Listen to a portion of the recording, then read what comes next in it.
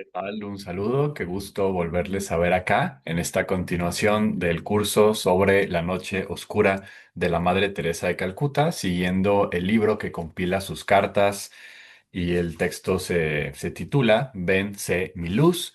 Y bueno, este es una sesión de continuación de todo un trabajo que hemos venido haciendo aquí en el blog Amanecer. Mi nombre es Elias González, les estoy acompañando, comentando y tratando de transmitir esta experiencia que tiene la Madre Teresa de Calcuta, una experiencia que como hemos visto en los videos anteriores, los cuales les invito a que puedan ponerse al corriente. Les dejo por acá la liga para que puedan ir directamente a lo que hemos venido trabajando, porque bueno, es un libro que a pesar de que se lee de manera, pues sí, como muy a gusto, fluye demasiado porque son cartas y no es contenidos doctrinales complejos, también es verdad que hay muchísimo que rescatar. Entonces, vamos a ir directamente al grano para reiniciar este espacio. Bien, nos quedamos en el último video, estuvimos trabajando el capítulo 8. Ahora vamos a entrarle al capítulo número 9, que se titula, ¿no? Que lo titula el que compila esto con la frase de Teresa que aparece en este momento de su vida, que dice: Dios mío, qué doloroso es este dolor desconocido, una huella de la pasión. Y vamos a trabajar entonces este capítulo 9. Bien, Teresa, recordando un poco, pues está en un proceso de oscuridad espiritual, de sequedad muy profunda. Lleva en él ya aproximadamente 10 años, que coincide el inicio de este proceso con justamente la aprobación de salir su vocación, su llamado, ¿no? La llamada dentro de la llamada, como ella le nombraba, salir de su congregación de la Orden de Loreto para formar algo nuevo que estuviera totalmente enraizado en el acompañamiento y la entrega al servicio a los más pobres, a los más marginales, particularmente de India, pero bueno, después las hermanas de la caridad o las misioneras de la caridad comenzaron a, pues, digamos, expandirse por todo el mundo. Pero en este momento, que es la primera década, Teresa la está pasando en una profunda oscuridad. Y nos dice ella: no sabía que el amor pudiera hacer sufrir tanto. Aquel era sufrimiento de pérdida. Este es de deseo, deseo ardiente de dolor humano, pero causado por lo divino. Aquí ya nos da una clave fundamental, ¿no? Que va a ser bien importante rescatar para también la siguiente sesión donde vamos a ver el capítulo 10, ¿no? Pero aquí ya nos está como revelando una clave muy importante de una Teresa que va tomando conciencia del profundo anhelo que tiene de Dios y un sufrimiento que le viene no de manera exclusiva por la oscuridad, sino por el profundo anhelo. Entonces ahí es interesante porque aunque viene casi siempre en el mismo paquete, no es lo mismo sufrir por la mera ausencia de alguien que sufrir por el anhelo, por el deseo de su presencia, ¿no? Pareciera que es lo mismo, pero no se experimenta igual.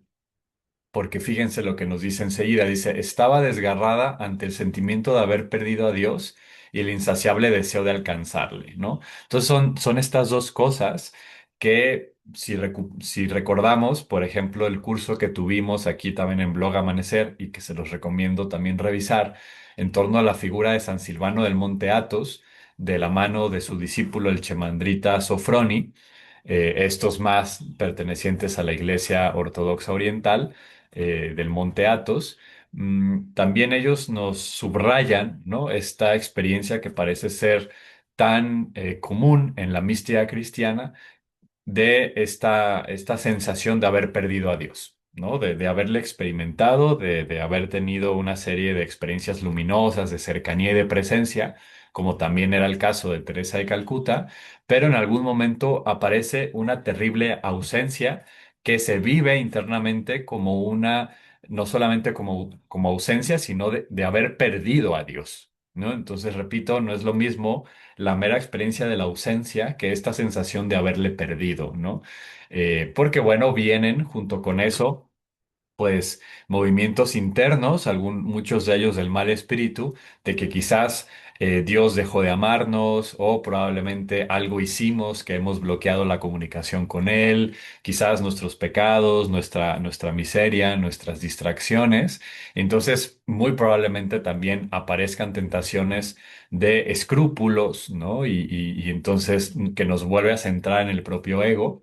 Pero aquí Teresa se enfoca en lo que hay que enfocarnos, ¿no? Cuando aparece esta sensación de pérdida de Dios, tendría que aparecer al mismo tiempo este insaciable deseo de alcanzarle, de recuperar la comunicación con Dios, de regresar a esta comunión que habíamos experimentado y entonces, si no nos centramos en eso, que es una forma de presencia negativa, pero presencia, ¿no? El deseo de Dios en nuestro corazón ya es presencia del mismo Dios.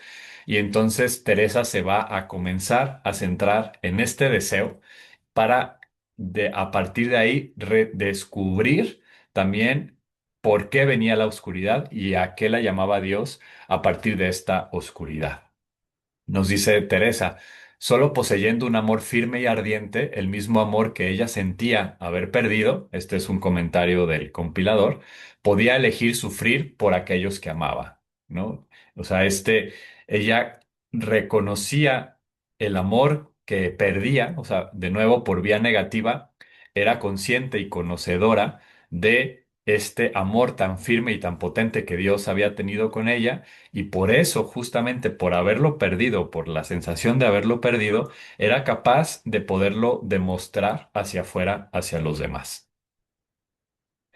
Bien, como les decía, pues estamos ante 10 años de estas tinieblas, solamente un mes de luz, que lo vimos también en las sesiones pasadas, que fue a un retiro y ahí tuvo una sensación de nuevo de presencia de Dios, la cual le acompaña durante un mes, pero regresa casi de inmediato la oscuridad, la tiniebla y continúa en este mismo proceso, ¿no?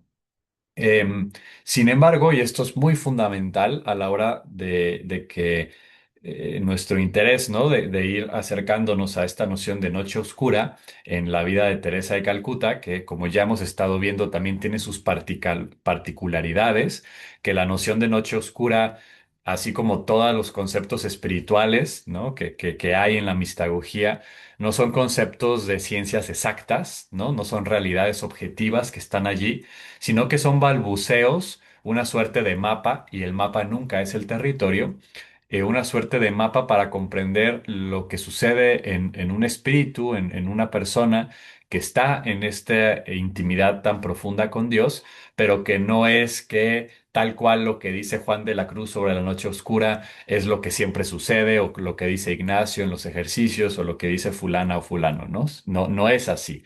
Es un esfuerzo por tratar de ofrecer algunas pistas de por dónde lleva Dios a la persona, pero nunca se puede calcar una experiencia sobre otra, un testimonio sobre otro. Entonces, en el caso de Teresa, la noche oscura no va a ser exactamente la sanjuanista. Ya vamos a ir viendo por qué, así como ya hemos denotado algunas notas en las sesiones anteriores.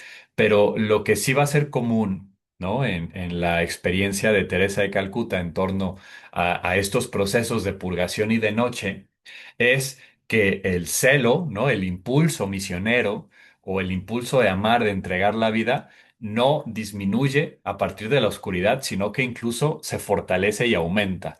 Esto es fundamental, ¿no? Porque como lo hemos repetido hasta el cansancio acá en el blog Amanecer y también en este curso, solemos confundir a veces y usar muy a la ligera las oscuridades o las sequedades espirituales y las confundimos con meros altibajos de la vida, temas psicológicos como incluso la depresión o un bajoneo sentimental emocional.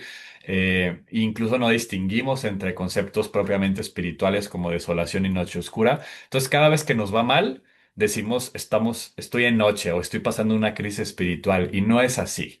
No es así, es fundamental saber discernir y reconocer que a veces, pues, hay altibajos en la vida que son meramente, pues eso, psicológicos, o me cortó la pareja y pues eso duele, o se enfermó un ser querido.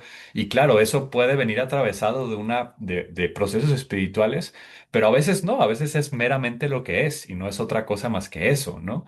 Y entonces eso es muy importante porque muchas veces ahí se nos mete el ego espiritual y queremos dibujar nuestras experiencias de desorden psicológico afectivo, de una sequedad o noche oscura, cuando en realidad solo es eso, pero nuestro ego espiritual se siente muy bien al decir, ay, es que estoy en noche oscura, es que no sé qué. Pues no, no. Y por eso es muy importante no casarte con esta terminología y quererla imponer en tu propia experiencia. Pero un rasgo característico de la experiencia de la noche o la experiencia de esta oscuridad espiritual en su diversidad de formas es que en realidad el ánimo de servicio y de entrega, y no solamente a los demás, sino a Dios mismo, la fidelidad en la oración, el deseo de entrar en comunión, de crecer espiritualmente, la disciplina. O sea, la persona curiosamente en la oscuridad se va integrando y se va haciendo cada vez más persona, ¿no? Muy a diferencia de si es meramente un desorden afectivo, un desorden psicológico o una depresión. La persona, al contrario, se va desintegrando, tiene menos energía, no puede practicar, etcétera, ¿no? Entonces, eso es fundamental. Y en el caso de Teresa lo vemos muy claro, ¿no? En la medida de lo profundo que era su oscuridad, así también de intensa y entregada era su vida. Seguimos con otra cita. La oscuridad, la soledad y el dolor, la pérdida y el vacío de fe, de amor, de confianza, es todo lo que tengo y con toda sencillez lo ofrezco a Dios por su intención como señal de mi gratitud, ¿no? Entonces, volvemos a lo mismo. Hay una aceptación muy radical de este dolor interno, de este vacío, ¿no? De todo, ¿no? Esta soledad no habitada, sino justamente que duele, que va experimentando Teresa de Calcuta y que lo pone al servicio y que a partir de ahí también va encontrando la presencia de Dios y la manera de entregar todo esto por medio de su amor. Y ahora sí, déjenme en este video vamos a tener dos lecturas un poco largas, pero que me parece fundamental compartir con ustedes estos apartados que, repito, son más largos y por lo mismo no puedo como ponerlos todos en una diapositiva. Ahí viene la página en el libro que estamos comentando. Porque son las descripciones hasta ahorita, ¿no? Hasta lo que llevamos del libro, son las descripciones más largas, más extensas y más detalladas de la propia Teresa en torno a su condición de noche, ¿no? Y eso es muy importante porque, como ya hemos estado viendo, Teresa era muy pudorosa y no le interesaba mucho hablar de su interior, ¿no? No escribió un libro sobre ello. Este libro que estamos comentando, como ya saben, pues no es otra cosa más que la recopilación en contra de su propia voluntad y post-mortem de las cartas que ella escribe a sus confesores en calidad de confesión, ¿no? O sea, no deberían de haberlo expuesto, pero bueno, por otro lado, qué bueno, porque podemos aprender de esta experiencia, ¿no? Pero a lo que voy es que son tesoros, las descripciones un poquito más largas de su experiencia porque era muy sobria y prácticamente no quería hablar al respecto.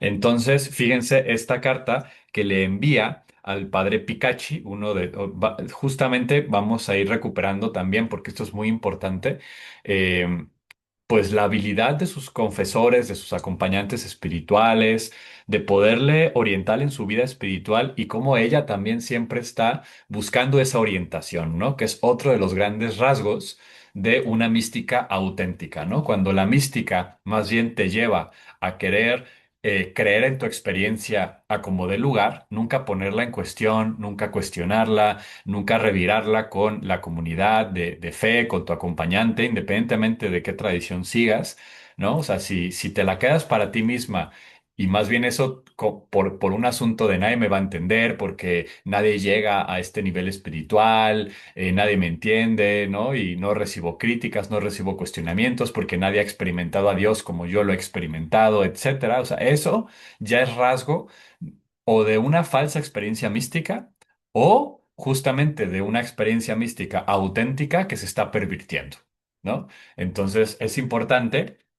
reconocer también este rasgo de Teresa, que a pesar de todo su tabú y de no querer exponer su experiencia por miedo de que se tome, o sea, se le eleve más de lo que ella consideraba, ¿no? Y entonces se fijen más en ella que en la obra, ¿no? Que en las misioneras de la caridad, pues por eso ese tabú, ¿no? Para no darse ella el reflector, pero con quienes tenía que hablar y con quienes, digamos, sí, también ella dudaba de su experiencia y ponía sobre la mesa para que sus confesores, sus directores espirituales, también le ayudaran a discernir lo que estaba viviendo, ¿no? Y ese es una nota, un elemento de una mística sana, ¿no? De un camino espiritual verdadero.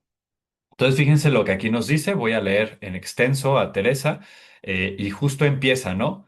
Asunto de confesión, ¿no? O sea, puntualmente esto es un asunto de confesión. Y dice, en las tinieblas. Señor Dios mío, ¿quién soy yo para que tú me abandones? La niña de tu amor y ahora convertida en la más odiada, la que tú has desechado como despreciada, no amada. Llamo, me aferro, yo quiero y no hay nadie que conteste. Y escribe nadie con mayúscula, o sea, no hay Dios que conteste. No hay nadie, de nuevo con mayúscula, a quien, de nuevo con mayúscula, yo me pueda aferrar. No hay nadie, ¿no? O sea, no hay Dios. Sola, la oscuridad es tan oscura y yo estoy sola, despreciada, abandonada. La soledad del corazón que quiere el amor es insoportable. ¿Dónde está mi fe? Incluso en lo más profundo, todo, dentro, no hay nada sino vacío y oscuridad. Dios mío, qué doloroso es este dolor desconocido. Duele sin cesar. No tengo fe. No me atrevo a pronunciar las palabras y pensamientos que agolpan en mi corazón y me hacen sufrir una agonía indecible. Tantas preguntas sin respuesta viven dentro de mí. Me da miedo descubrirlas a causa de la blasfemia, ¿no? O sea, como descubrirlas en el sentido de confesarlas, de expresarlas, ¿no? Por miedo a caer en blasfemia, miedo a que quizás justamente estoy siendo engañada por el mal espíritu, por un movimiento destructivo. Fíjense lo que dice, si Dios existe, por favor, perdóname, ¿no? Confío en que todo esto terminará en el cielo con Jesús. Cuando intento elevar mis pensamientos al cielo, hay un vacío tan acusador que esos mismos pensamientos regresan como cuchillos afilados e hieren mi alma. Amor, la palabra no trae nada. Se me dice que Dios me ama y sin embargo la realidad de la oscuridad y de la frialdad y del vacío es tan grande que nada mueve mi alma. Antes de que comenzara la obra, había tanta unión, amor, fe, confianza, oración, sacrificio. ¿Me equivoqué al entregarme ciegamente a la llamada del Sagrado Corazón? La obra no es una duda, porque estoy convencida de que es suya y no es mía.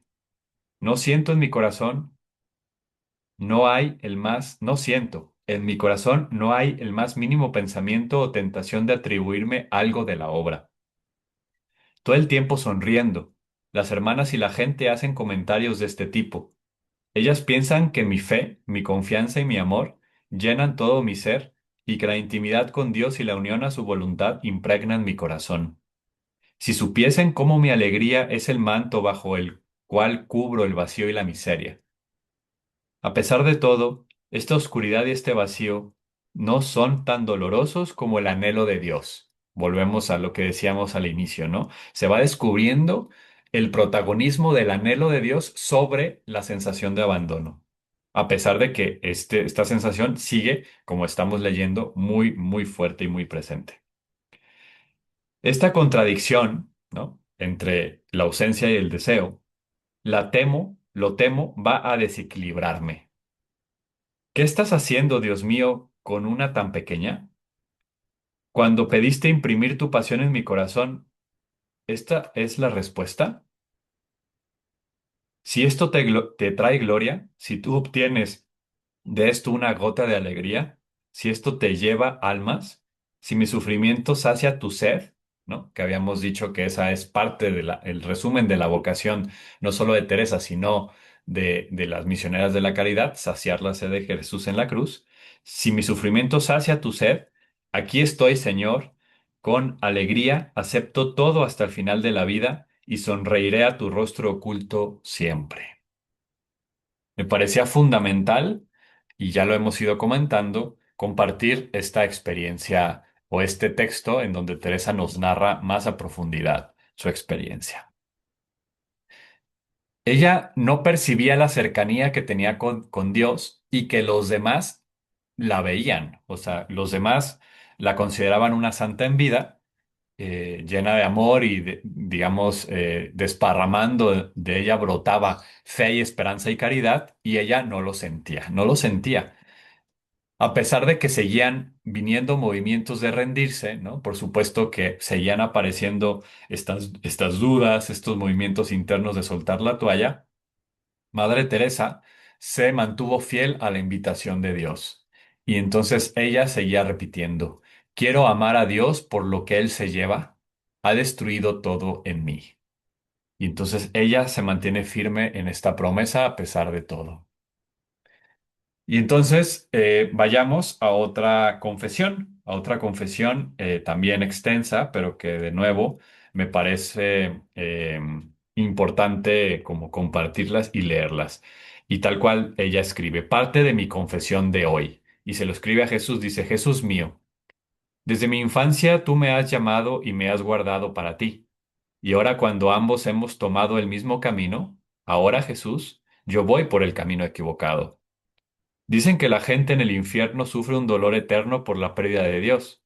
Resistirían todo ese sufrimiento si solamente tuviesen un poco de esperanza de poseer a Dios. En mi alma siento precisamente ese dolor terrible de pérdida, de que Dios no me quiere, de que Dios no es Dios, de que Dios realmente no existe. Jesús, por favor, perdona mis blasfemias. Se me ha dicho que lo escriba todo, ¿no? Porque le pidieron que escriba todo. Veíamos en la confesión anterior que ella tenía como esta renuencia a decir ciertas cosas por miedo a caer en blasfemia, pero pues le ordenaron, le pidieron sus confesores que no, que escribiera todo tal cual, que fuera sincera, y ahorita está siendo todavía más sincera que en la carta anterior, en donde decía, bueno, es que blasfemo, ¿no? Aquí Dios existe, ¿no? Dios, ¿qué onda con Dios, ¿no? Esta oscuridad que me rodea, continúa diciendo, por todas partes, no puedo elevar mi alma a Dios. No entra luz alguna ni inspiración en mi alma. Hablo del amor a las almas, del amor tierno a Dios. Las palabras pasan a través de mis palabras y anhelo con un profundo deseo creer en ellas. ¿Para qué trabajo tanto? Si no hay Dios, no puede haber alma. Si no hay alma, entonces Jesús, tú tampoco eres verdadero. Cielo, qué vacío. Ni un solo pensamiento del cielo entra en mi mente, pues no hay esperanza. Tengo miedo de escribir todas las cosas terribles que pasan en mi alma. Te deben herir. En mi corazón no hay fe, ni amor, ni confianza. Hay tantísimo dolor, el dolor del anhelo, el dolor de no ser querida. Quiero a Dios con todas las fuerzas de mi alma, y sin embargo, allí entre nosotros hay una terrible separación. Ya no rezo más, pronuncio las palabras de las oraciones comunitarias y hago todo lo posible por sacar de cada palabra la dulzura que tiene que dar. Pero mi oración de unión ya no está ahí, ya no rezo, mi alma no es una contigo, y sin embargo, cuando estoy sola en las calles, te hablo durante horas de mi anhelo por ti. Qué íntimas son aquellas palabras y sin embargo tan vacías, porque me dejan lejos de ti. La obra no contiene alegría, ni atracción, ni celo. Recuerdo que le dije a la madre provincial que dejaba Loreto por las almas, por una sola alma, y ella no podía entender mis palabras. Hago todo lo que puedo, me desvivo, pero estoy más que convencida de que la obra no es mía. No dudo que fuiste tú quien me llamó, con muchísimo amor y fuerza. Fuiste tú, lo sé. Es por esto que la obra es tuya y eres tú incluso ahora, pero no tengo fe, no creo.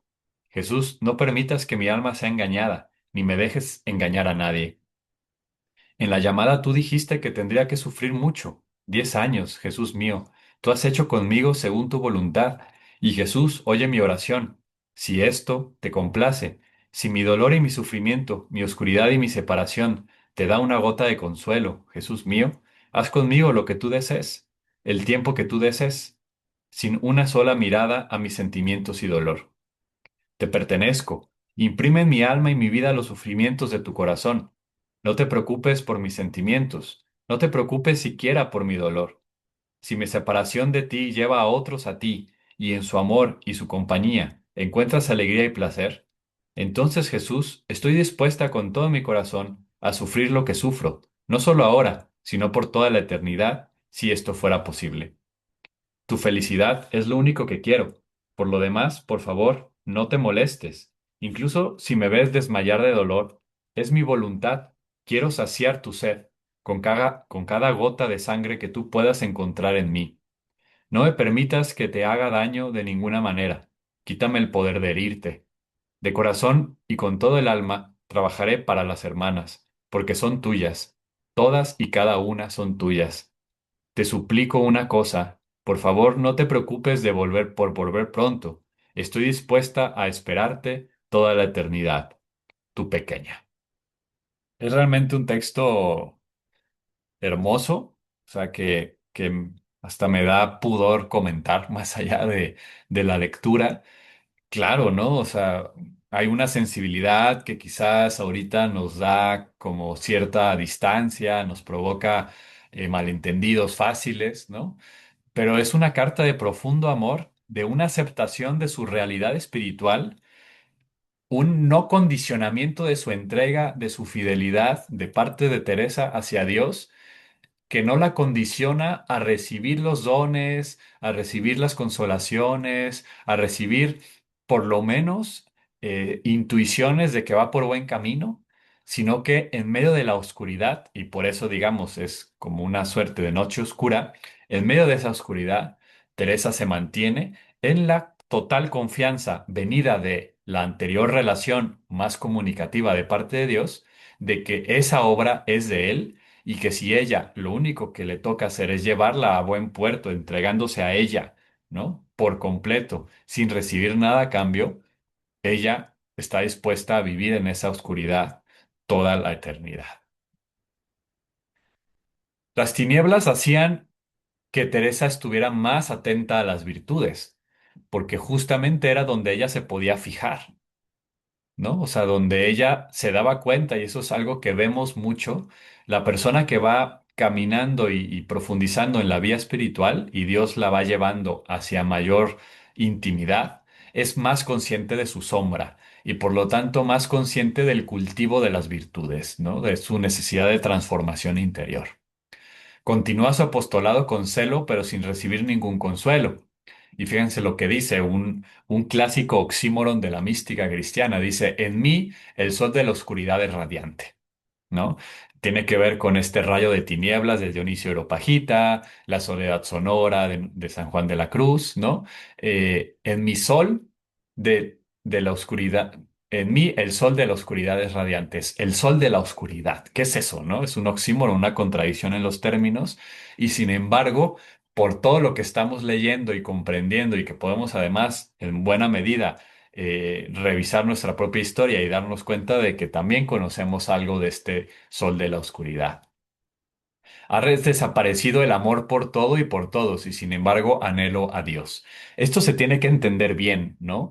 Tiene que ver con ha desaparecido el apego, el desorden, el amor entendido por un desorden, ¿no? El amar para querer ser amada, el meramente amar de forma desordenada, y lo único que queda es este amor profundo, este anhelo intenso por Dios, y en este anhelo intenso por Dios, todos los otros amores se reordenan. Esto es de las grandes características de la experiencia mística en la aparentemente hay personas que muestran mucho amor, o sea, que parece que aman mucho, pero aman desordenadamente, ¿no? Para ser amada, para poseer, etcétera, etcétera, ¿no? Porque en realidad lo que están haciendo es poner en el lugar de Dios cualquier otra cosa o persona o hasta sí mismas, ¿no? Hasta el autoamor, el autocuidado tan de moda ahorita. Em, por otro lado, ¿no? Cuando retornamos a Dios a su lugar, ¿no? Al centro de nuestras vidas y dejamos que reine en nuestro corazón, todo lo demás cobra su auténtica dimensión y ocupa su lugar correspondiente, porque ya nada ocupa el lugar de Dios y poniendo bien la pieza de Dios es como esa, por algo, ¿no? La piedra angular. ¿no? La pieza fundamental de rompecabezas que una vez descubriendo dónde va, todas las demás se pueden acomodar, ¿no? Entonces, por eso, ¿no? Al ir ubicando en la noche, en esta oscuridad, Teresa, esta centralidad del deseo, porque ya no desea en sí mismo ninguna otra cosa, claro que ama y claro que se entrega, pero no porque desee nada, sino que desea únicamente a Dios, entonces puede realmente amar todo lo demás. Dice, no puedo decir que estoy distraída, mi mente y mi corazón están habitualmente en Dios.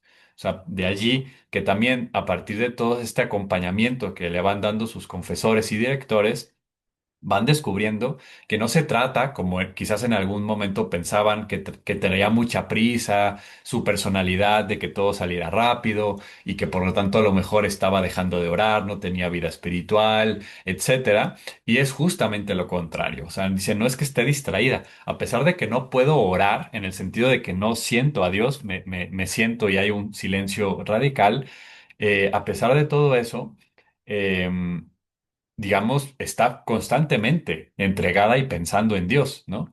Dice, me temo que no hago meditación, solo contemplo a Jesús sufrir y sigo repitiendo, déjame compartir contigo su dolor, ¿no? No puede hacer meditación en el sentido cristiano de meditación, que es la reflexión, ¿no? Entonces no puede, por ejemplo, recibir un pasaje del Evangelio y ponerse a hacer la lectio divina y sacar el jugo y qué me quiere decir Dios con este pasaje.